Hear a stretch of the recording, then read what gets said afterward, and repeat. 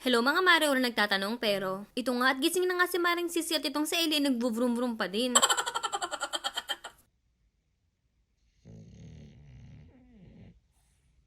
At bugs, ito na nga at nahuli na nga sa akto at gising na nga ang bata.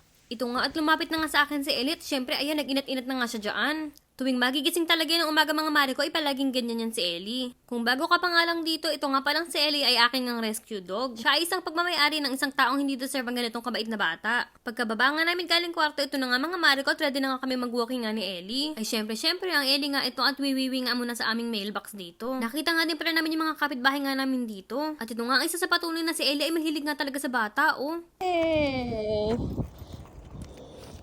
Oops, you're such a happy dog. Where's your dog, Lila? Our dogs are inside. Uh-huh. How many dogs you have? 2. Two. What's the name of your dogs? Pickles and Sophie. Okay. Hello. You guys have school? Yeah.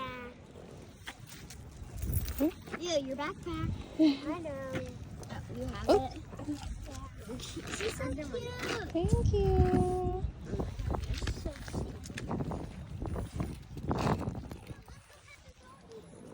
She is so nice and cute.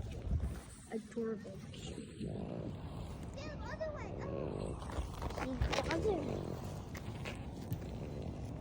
I think Ellie likes you guys. Nakakatuwa nga panoorin si Ellie mga mare ko. O kita nyo, ito ang tuwa nga ang batang si Ellie. Ay sa grupo nga ng mga batang ito ay nandun nga yung pinakamaliit. Pagkatapos ay nakita nga siya ni Ellie. At si Ellie nga din ay gusto nga din talaga makipaglaro nga sa kanya. Pero medyo natakot na nga ako kasi sobrang liit nga nung bata. Ay baka mamaya ibigla nga matumba or something. At yung maliit na bata nga ay nakita ko din na gusto nga niya laruin si Ellie. Pero medyo natatakot nga din siya. Pero ito nga talagang si Ellie ay talagang gusto nga niya makipaglaro nga doon sa pinakamaliit na bata. Kaya ito nga inaaya nga talaga ako dito. Talagang nagmadali nga si Ellie. At tingnan niyo nga si Ellie ay talagang nakuha pa nga huminto dito. Hindi naman natahol si Ellie pero alam mo na gustong-gusto niya talagang puntahan nga yung bata. Sabi ko nga kay Ellie ay next time na nga lang at totoo umuwi na nga kaming dalawa. At pagka-uwi nga ito nga at papapugiin nga muna natin ulit si Ellie. Akin nga lilinisin ang kanyang mga paa, yung tenga niya, yung mukha niya, yung mata, ay lahat na bi. Ay pagkainam-inam lang talaga mga mare ko na talagang mabait nga itong si Ellie nalinisan. At para nga din mas lalong pogi si Ellie ay nalaglag pa nga. Ito nga at nagtututbrush siya.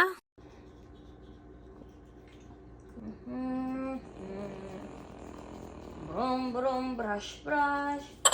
Brum brum brush brush. Ay, sabi ko na, ay may tira din talaga si Maring Sisi. Ay, shoot me, sweetie tit. Ako nga pala si Maring Sisi, no? Ay, syempre, ang Ellie nga pagkatapos kang kumain at malinisan, ayun, nag-vroom-vroom na naman.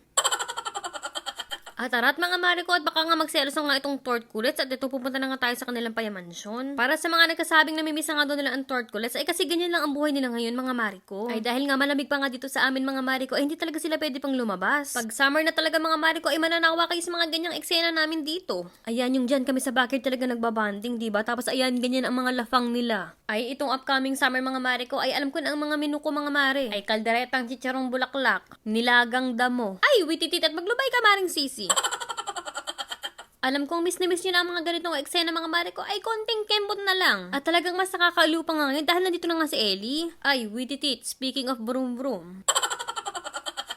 Alam nyo, nakakatuwa nga at mas nakikilala ko na nga talaga itong si Ellie. Bang nakakagawa na din talaga kami ng routine namin at nakakabisado ko na din talaga siya. At ayan, ganyan talaga si Ellie kapag ka may araw dyan sa gawin na yun, ay naku, tatambay siya talaga dyan kahit nga nandyan si Tortilli na gagawin siyang mukbang. Ay, wititit nga mga mare ko at ito nga si Ellie. O, ayan, meron na nga talaga siyang pa-CCTV nga. Ay, syempre, parang nga kapag ka umaalis kami, ay makikita nga namin kung anong ganap niya at kung okay lang ba siya. Ay, kita niyo ang bata, o talagang nagpapakute pa. And yes, opo mga mare ko, kahit nga nadagdag nga sa buhay namin itong si Ellie, ay hindi talaga pwedeng mawala nga din ang aming workout.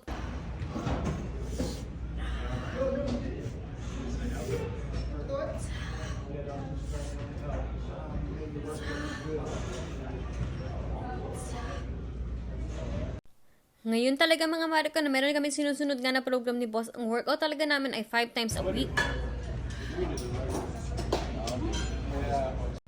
Talagang disiplina lang talaga mga mare ko at talagang minomotivate namin ang bawat isa. Yung pakiramdam na kapag kami isang tinatamad sa amin ay yung isa talaga ay for the push talaga. At pagkatapos nga namin mag-gym mga mare ko ay naisipan na nga lang namin na pumikap na nga lang ng pagkaan dito nga sa Chipotle. Ay favorite ko talaga to mga mare ko. Ay, wititit, binagbuksan ako ng pintuan ng boss. Ay sabi siguro ay naka-vlog. Ay, for the plastic ang person.